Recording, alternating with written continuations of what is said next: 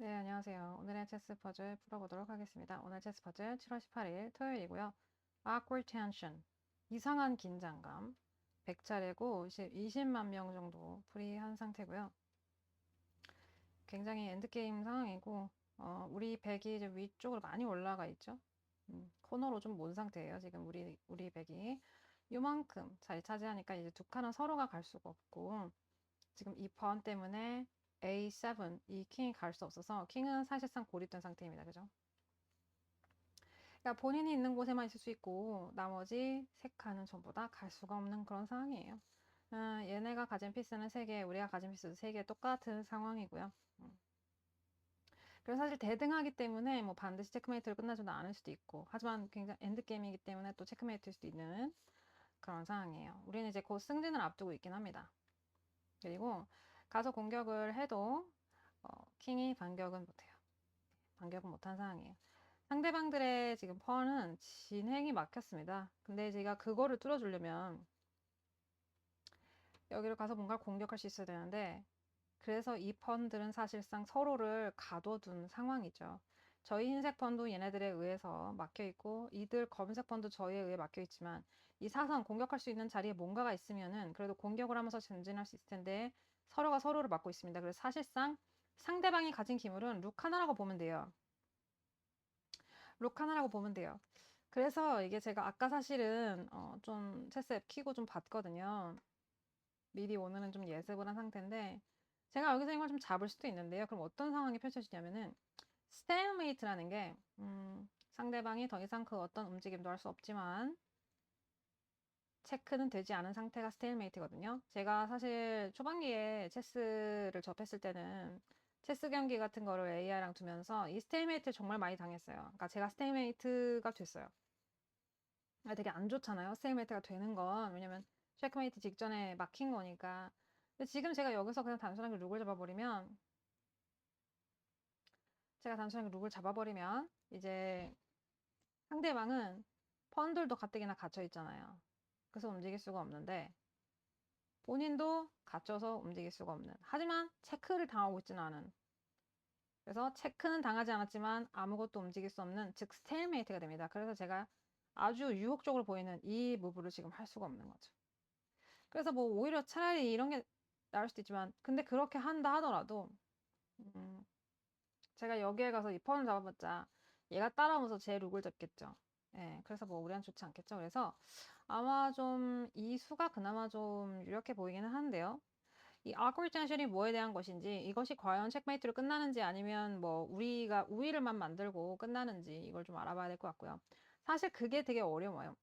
이게 체크메이트 퍼즐인가 아닌가 이거를 구분하는 것도 좀 퍼즐을 많이 풀다 보면은 눈이 생기는 것 같은데 저는 아직까지는 사실 그게 헷갈릴 때가 정말 많아요. 그래서 이 퍼즐의 목적이 무엇이고 목표가 무엇이고 꼴이 무엇인가 이거를 사실 파악하는데도 많은 에너지를 쓰는 편입니다. 그래서 제가 혼자서 체스판에서 좀 두면서 먼저 좀 그림을 보도록 하겠습니다. 네, 풀어봤는데 답을 좀 찾은 것 같습니다. 지금 여기서 제가 얘를 지금 바로 잡으면 아까 말씀드린 것처럼 상대방 킹이 갈 곳은 없지만 더 이상 할 수 있는 수도 없기 때문에 스테이어메이트가 된다 했잖아요. 근데 지금 보니까 제가 아까 유수가 가장 유력할 것 같다고 말씀을 드렸는데 무언더였던 게 제가 여기를 가면은 사실 킹이 도망갈 수도 있지만 단순히 룩으로 잡을 수도 있거든요. 그럼 단순히 룩을 잡았을 때 참 안 좋은 게 여기에 간 것은 이 룩이 여기에 만약에 B7에 오면 그것이 체크가 돼서요.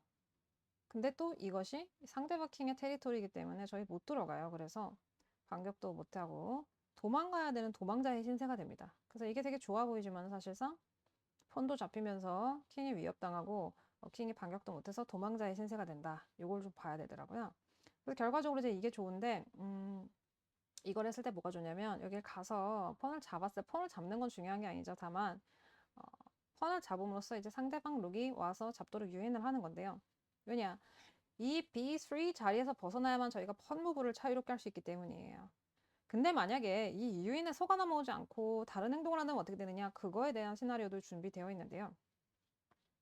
저희가 이제 H3에 가는 사실 이유는 이 펀을 또 움직이게 해주는 그런 부분도 좀 있습니다. 그래서 저희가 여기 딱 갔을 때 만약에 이 룩이 우리가 생각한 것처럼 와서 잡지를 않고 C3로 와서 체크를 하게 된다면 어떻게 될까?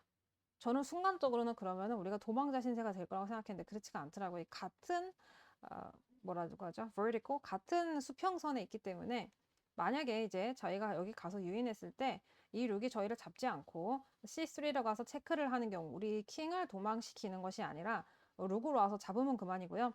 그러면 이제 이 검은색 펀도 이제 갈 길이 하나 생겼죠. 그때 저희가 여기에 있는 룩으로 쭉 A3로 가서 체크메이트를 만들면 그만입니다. 그런데 상대방은 체크도 당했고 또 할 수 있는 수가 남아있기 때문에 이제 체크메이트가 돼요.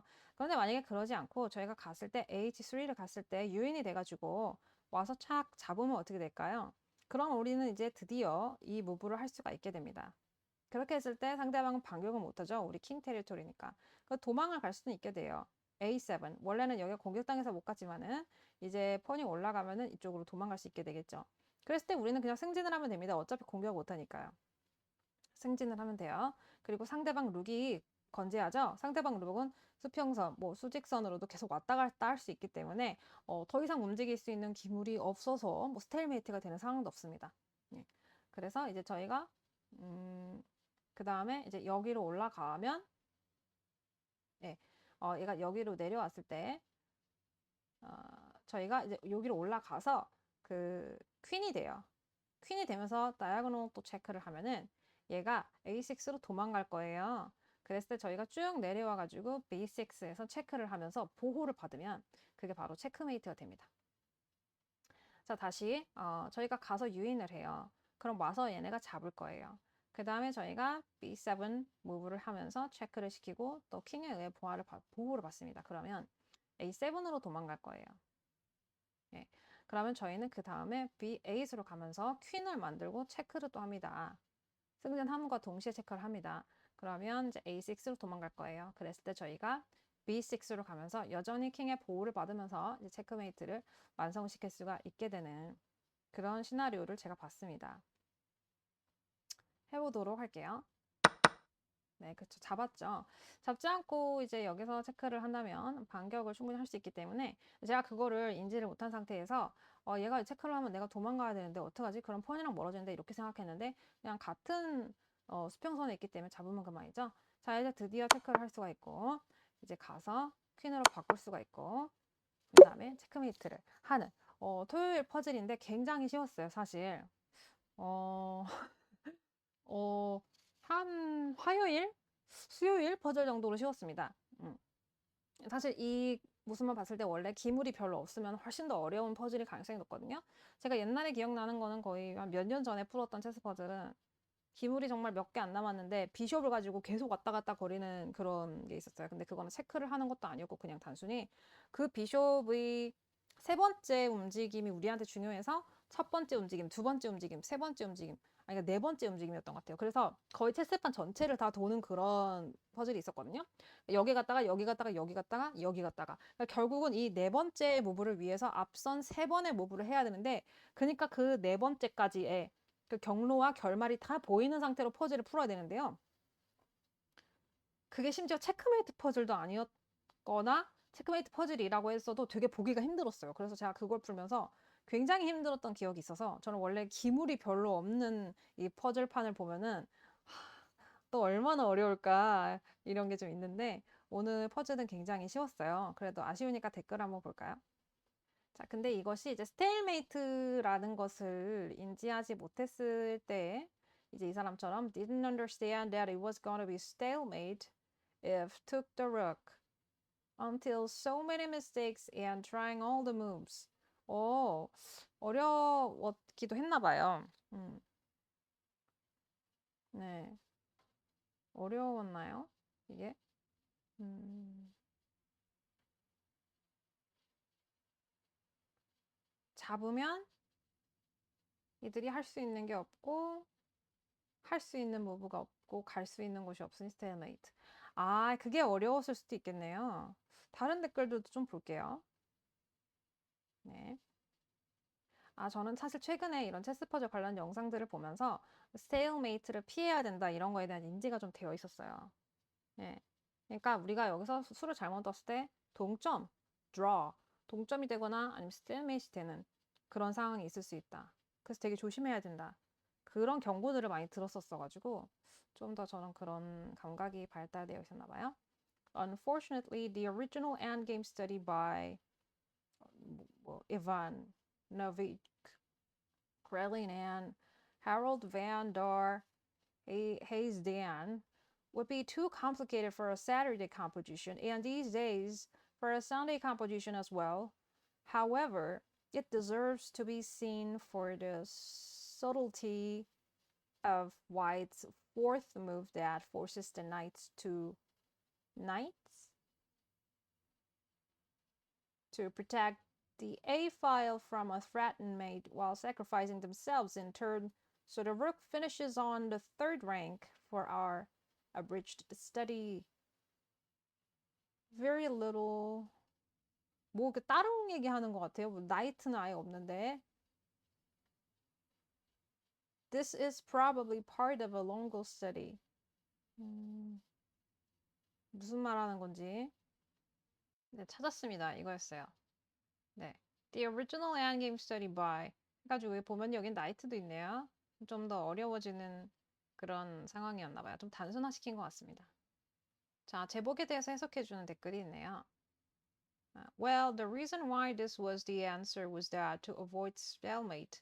That's why it's awkward tension because both rooks are hanging but neither can be taken. 잠깐 한번 볼까요? 얘가 우리를 잡아도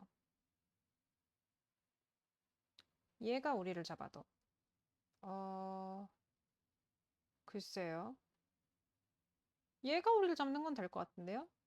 왜냐면 얘가 우리를 잡았을 때 아닌데 얘가 우리를 잡아도 우리 킹은 이쪽으로 도망가면 그만이긴 해요. 그래서 neither rook cannot be taken은 아닌 것 같아요. 우리는 상대방 룩을 잡으면 안 되지만 상대방은 우리 룩 잡아도 되는 것 같거든요. 네, 댓글은 솔직히 뭐 별로 훌륭한 댓글이 안 보여서 여기 정도까지만 읽으면 될 것 같고 좋은 스테일메이트에 대해서 공부할 수 있게 해주는 좋은 퍼즐이었던 것 같습니다. 내일 또 볼게요.